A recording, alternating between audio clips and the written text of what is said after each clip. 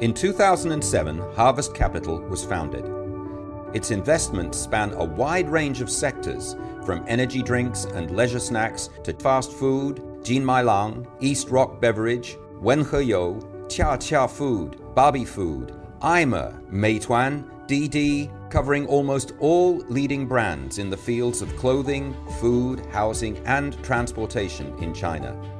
Song also set a record for the exit amount in the consumer investment sector this year on the 18th Forbes China Venture Capitalists 100 list. We have invested in about 30 Chinese consumer brands, focusing on essential, high-frequency, and livelihood-related products for ordinary people, which also have the necessary technical infrastructure capabilities. Dongpeng Special Drink is an investment that has brought us very satisfactory returns. We invested 350 million in this company, but we also gained nearly 8 billion in returns with a return rate level of the 2020s. It's a truly structural plan. Once you seize it, it's like a downpour in life, right? For those who trade continuously, it's basically impossible to have a perfect diary. I firmly believe that this guy needs to develop his own independent style. In terms of leadership, empowering in operations management, and corporate branding, we have completely developed our own set of methodologies. Although the company has been established for 18 years, he continues to ponder what the ultimate destination for an investor is. The past 100 years of Wall Street history have proven to you that most of these stories don't end well. They're not happy endings. However, if we as entrepreneurs choose to continue, you'll find that the results are actually quite good. I believe that focus and concentration will bring about dedication. I'm a believer. I trust that expertise creates value, and I also believe that industry can change the world. In terms of cleverness, we can't compete with them, but we can stick to our duties and practice self-discipline in our roles. Diligence and professionalism, we can go far. Ultimately, he realized that investing in society, the common people, public sentiment, and entrepreneurial spirit is a prerequisite for generating more substantial returns. In this issue, Forbes China takes a closer look at Harvest Capital and sits down with Song to discuss his perspective on consumer investments. Mr. Song, you're looking at the world from a rather special perspective, that is, big money, big trends, global. What are your thoughts on the key obstacle in front of the Chinese economy right now? Some time ago, I watched a very famous movie that personally left a deep impression on me called Upstream. Directed by Su Zhang, it tells the story of a middle-aged software engineer whom we commonly refer to as Ma Long, and how he delivers food and makes a living after losing his job, exploring the interest in such a life. There are many people in China. We have about 12 million people delivering food. This flexible workforce is about 200 million, widespread but not fully representative of China. China has its own philosophy. Consider a county of 300,000, 200 to 300 kilometers from a provincial capital in inland China. Their standard of living, standard industrial structure, standard GDP, and lifestyle will give you an understanding of how 600 million to 900 million Chinese people live, because these 900 million people are the real China. So, can technology save the country? Yes, it can, but technology cannot establish a nation. Ultimately, technology is a means to an end serving the purposes of people. It's considered to serve consumption. So, I think during this process, we must transform. How do you describe and present Harvest Capital to investors and partners? Macroeconomics is a field worth studying, and it's interesting to understand what will happen to China's economy in the future, and what will happen to the world economy. So, I believe the future of China's economy is definitely in consumption, and the history of world economic development has also proven that any developing economy succeeds through consumption.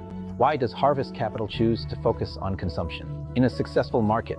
It's because China has the largest single economy in the world, and the largest market entity, a unified large market of 1.4 billion people. Therefore, Chinese consumption is definitely worth investing in. As I mentioned about Harvest, we focus on investing in essential, high-frequency livelihood products that have infrastructure capabilities with an emphasis on essential goods. So we also believe in investing in these essential consumer goods.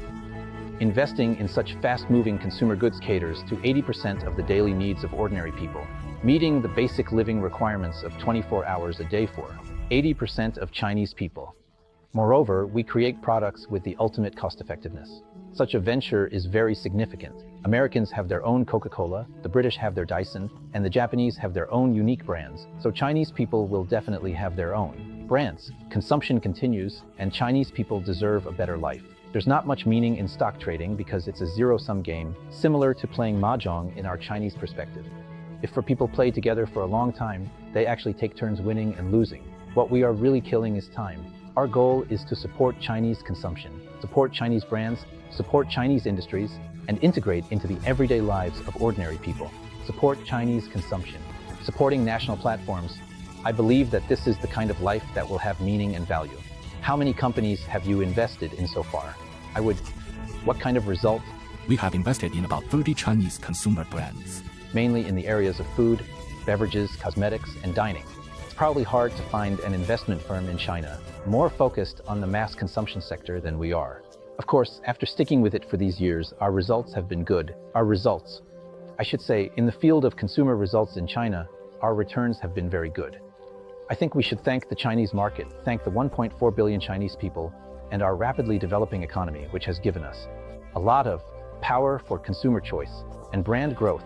So, in this process, Jiahua, we have indeed enjoyed the beta of the times, so we remain firmly optimistic about China. There are still many opportunities in China's future. What has been your most successful investment so far? And how did you find it? Dongpeng is an investment That has given us very satisfactory returns. We invested 350 million, but we received nearly 8 billion in returns, a return rate of 20 times. This comes from our innovation in this industry. I think people need to be well prepared because we once worked with Red Bull, so I am very familiar with the functional beverage industry. Truly, because of Red Bull's rapid success in China. We know how much money there is in functional beverages in China.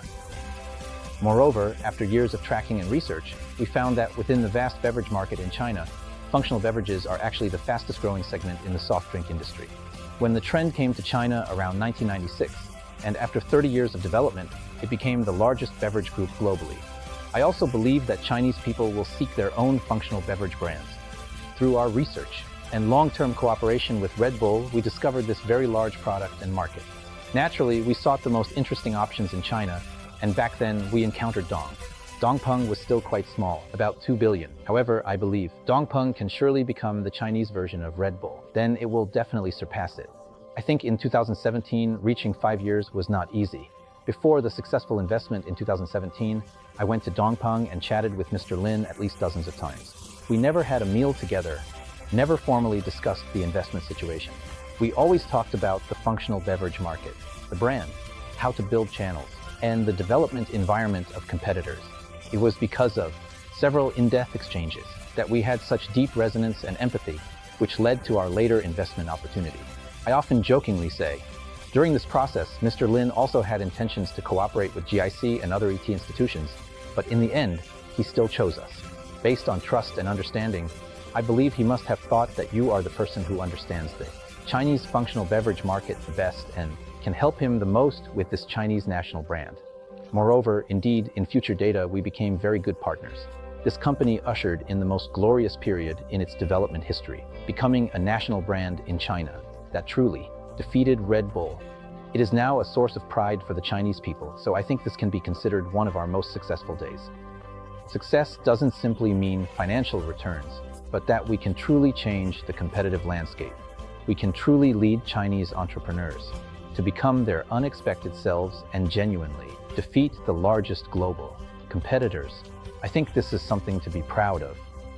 It will also continuously inspire more successors and outstanding young local entrepreneurs, making them believe, I can do it.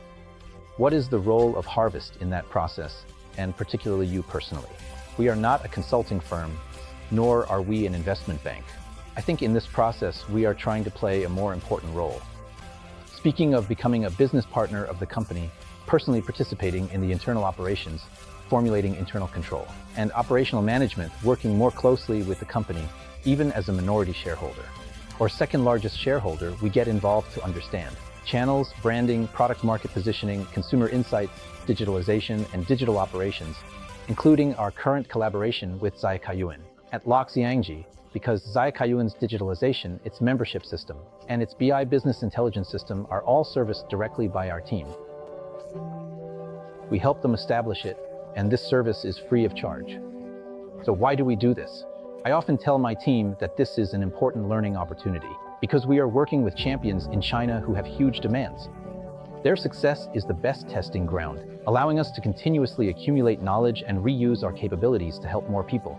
This is a very good historical opportunity. Secondly, through our practical operations and the services our company provides. Solutions, truly practical and concrete post-investment services, with the core purpose of creating enterprise value, allow us to help more companies become better versions of themselves. This, of course, also forms our structural competitive advantage. I truly believe in what Charlie Munger said, that life offers many opportunities, but there are only a few truly structural opportunities. If you seize them, you become a big winner in life. Those who trade continuously are unlikely to have a perfect record.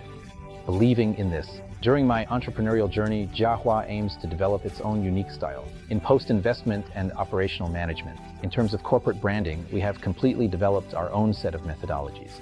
What is it about you that has made Harvest Capital so successful? What do you see in yourself that has allowed that to happen? Most people in finance exist because of their interest. Everyone believes in a story that investment is a portfolio theory. After mathematics was introduced into finance, it became a game for smart people, where everyone seeks profit from volatility. In fact, if you look at the past 100 years of Wall Street history, it has already proven to you that most of these stories don't end well. They aren't happy endings. However, if we choose to continue as entrepreneurs, you will find that actually the results are quite good. I believe that focus and dedication lead to expertise, which is a principle I strongly believe in. So personally, I'm a bit old-fashioned. I believe that expertise creates value, and I also believe that industry changes the world. In the direction of being clever, we can't compete with them, but we can stick to our principles and achieve great things through self-discipline. When it comes to diligence and professionalism, we can go further. The path of trading and arbitrage among smart people is too crowded. I think the world is fascinating. Being honest and working steadily isn't very common, so the competition isn't as fierce, which is why we move slowly. The style of Jiahua is very slow, being partners in the business, sincerely helping businesses and helping ourselves become better versions of ourselves. We don't do much, so less is more. Doing quality projects is a process I really enjoy and have gained a lot from. We have also become better ourselves and helped more people achieve their life dreams, assisting several Chinese companies in becoming industry champions. Sometimes Chinese interests can very likely become #1 in the world. So my image is #1, and my work is like leading a team participating in the Chinese national games. To participate in the Olympics of world brands, if given the opportunity to lead more times, to participate more, to help our Chinese companies become champions. In the competition among enterprises in the Olympics, I think it would be a great honor. In this life, PE funding, when it's done right, it can build the world and it can improve people's lives. It can create a great future, and it appears that you've chosen that road. Indeed, I think it is valuable and meaningful. Therefore, in this direction, Jiahua has also done a lot of preparation and refinement. We might feel that companies focused on arbitrage lack substance or do not provide significant positive feedback. As a financial practitioner, I actually promoted this in the market last year. It's what I truly want to do and what I'm currently doing. I want to change the name of Jiahua Capital to Jiahua Industries. I am now working on my own convenient fast food business, and it's not just in China, but globally. We are currently looking at the market in New York. We are looking at the market in London, Paris, and Tokyo. After truly making money from the financial market, we still want to pursue business ventures. We believe that industry is the right path, creating value, having social value, and generating wealth spillover effects. This is what truly promotes social progress, and it's a principle we adhere to. This is the true spirit and pursuit of Jiahua. From this perspective, we are different from most PE and VC firms. Asset management institutions manage portfolios, money, and liquidity. I believe our core goal is not Welch's value. Our core values are the value of the enterprise. Therefore, in the process of enterprise value, we must have the ability to serve entrepreneurs and the value of the enterprise. You need to understand management and operations, Drucker's theory. To give a simple example, I have invested in many food and beverage sectors, including fast-moving consumer goods, food and beverages, cosmetics, and the restaurant industry, especially fast food. People often ask, why can't Chinese cuisine go global and become a world-class brand? The first is the dartboard. We need dehumidification. We are a restaurant and need to train a large number of chefs and staff. Chinese cuisine is very complex and may be standardized. The United States has 61 publicly listed companies in the restaurant industry, making it the largest for dining. Major brands are in the US, McDonald's, KFC, Starbucks, and Chipotle. If you study this phenomenon carefully, there is a special reason behind it. It's that Americans believe in the supply chain. Americans believe in management science.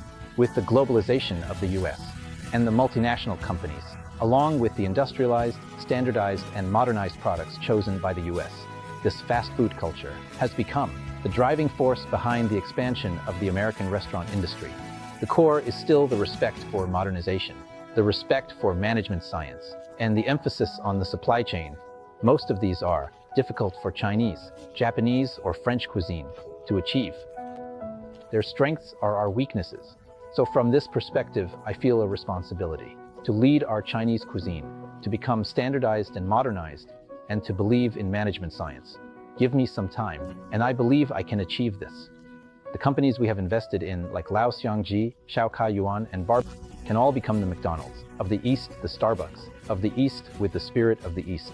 Chinese people will also have their own brands, and we deserve a better life. Chinese entrepreneurs will also become successful. Like in other countries, Western entrepreneurs are excellent brand users and creators of modern life. We discussed internationalization to some extent, and I wanted to get your thoughts about Harvard Capital and moving out of China, doing projects, and looking at other markets like the United States and Europe. What are your thoughts on the international prospects? When an economy develops to a certain level, it naturally has economic spillover effects. So capital is facing going abroad. Brands are facing going abroad, and entrepreneurs are facing going abroad. An international perspective allows participation in global economic competition. This is a positive trend, and Jiahua is no exception. Jiahua is in Chinese consumer investment, products, and FMCG sectors. As an organization that has achieved certain accomplishments in the midst of deep industry competition. Of course, we need to participate in the global competition of consumer goods, so we have now established companies in the United States, Tokyo, Singapore, and Hong Kong, allowing us to engage in the global consumer goods market. The journey of competition in the field has just begun, and we will firmly establish ourselves in the mass consumer goods market, focusing on essential consumer goods, particularly those with high quality, known as hypocrisy products and services. At the same time, we will also cater to the everyday needs of ordinary people, prioritizing products with extreme cost-effectiveness, as this will better serve the public. Within our scope of understanding, we will do what we excel at to create value for society. Therefore, Chinese consumption, Chinese brands, and Chinese capital going global will become a trend in the future. An interesting phenomenon is the development history of the Chinese economy. Some Chinese companies will begin to take the lead in establishing a global presence, like our Lenovo, like our Huawei. In fact, in terms of industrial manufacturing, in the internet, in software, equipment, hardware, and in the technology sector, the way they have taken the lead in establishing a global presence has already set an example for Chinese companies going global. The Chinese economy has also developed because of foreign investment coming to China. We learned the rules of the market economy because companies like Ford and other large corporations wanted to come to China, which led to the establishment of foreign investment legislation. To this day, foreign investment still plays a very important role in China's economic life. With less than 10% of the GDP, it accounts for about 30% to 40% of imports and exports, and generates nearly 25% to 26% of net profits. So I believe this is a two-way journey. In the past, reform and opening up meant foreign investment coming to China. In the future, with this reform and opening up, Chinese entrepreneurs will definitely go global, becoming an important force in the world economy, representing China's image and becoming a significant achievement of China's economic development, truly realizing globalization. Therefore, of course, in this process, Jiahua is also unsurprisingly involved. To move towards globalization, we need to take the experiences we've gained in the Chinese market and establish them in the global market, allowing them to take root, blossom, and bear fruit. Your advice to Chinese brands that are looking to go into the consumer markets outside of China. I think being cost-effective is more important. I believe any good product should have both of these characteristics. We cannot equate Chinese manufacturing and Chinese brands with just being cheap. We also cannot say that we should follow the path of the French and only make luxury goods for a very small number of people. We are still committed to serving 80% of the ordinary people and their everyday needs. Secondly, I think it's very important to deeply integrate into the everyday lives of the people, enter the world, and let the everyday life of the people be empowered by the essence of daily life. The major global food, beverage, and cosmetics groups operate around this logic, becoming a standard part of people's lives. For example, whether it's Coca-Cola, Nestle, Kraft, or L'Oreal, whether it's Colgate or Procter & Gamble, the reason they have remained enduring brands for over a century and become a staple in people's lives is because they offer quality products at affordable prices. A very important principle in our current investments is that we believe in the discounted cash flow model. Secondly, we believe in the value and power of a company's growth, meaning we are investing in the company's growth and its ability to execute cash flow. More importantly, what are we buying? We are buying the company's ability to navigate through cycles in its future development, because only such companies can truly enjoy the potential for time and welfare value. Has not been so good over the past couple of years, and the central government has been taking some stimulus measures. What would be your view on how things are going to develop over the next few years? Because China is already the world's second largest total media market. If we include the EU, we are the third largest when measured in US dollars. However, with economic development reaching this stage in the post-industrial era, China also faces significant challenges.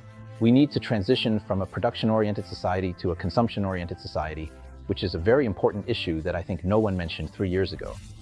This issue arises because China has greatly benefited from our ability to export labor in global manufacturing, holding the position of the world's factory. However, from the perspective of a socio-economic development model and direction, no developed economy or country ultimately fails to develop its service industry. There isn't a single OECD country that isn't service-oriented. In such economies, consumption accounts for more than 70% of the national economy, and there isn't a single developed country where the per capita income level and national income do not exceed 60% of the total GDP. This is a path that humanity has commonly taken, proving that Chinese society indeed needs a genuine social transformation. For the transformation of China's social and economic development structure, it is essential to shift from a production-oriented to a consumption-oriented society. I wonder if you could talk about your plans for the coming year and beyond. What directions and what projects are you looking at? How do you plan to convince consumers to have more confidence in the future and to spend more freely? In the past, we focused on supply-side reforms, making changes, optimizations, and efficiency improvements on the supply side. However, the core issue is still demand. Only when people have money in their hands will they dare to consume and be willing to spend. So, in our economic revitalization and stimulus plan, the core focus should be on low and middle income groups, not the wealthy. Tax cuts for the wealthy are ineffective because their marginal propensity to consume is very low. Instead, there should be large-scale tax cuts and benefits for low and middle-income groups. This can be achieved through primary and secondary distribution, transfer payments, and government subsidies in areas such as social welfare, healthcare, education, housing, and child-rearing. The future development of China's economy must be supported by consumption, with improvements in effective demand. It is crucial to manage expectations, to give the market confidence, Then, it's important to improve the income levels of residents and ultimately direct limited financial resources towards fostering long-term economic growth momentum. This long-term economic growth momentum involves repairing the balance sheets of residents and increasing per capita income levels, the continuous improvement of marginal demand. Only in this way is it possible for China's economy to truly sustain long-term health and positive development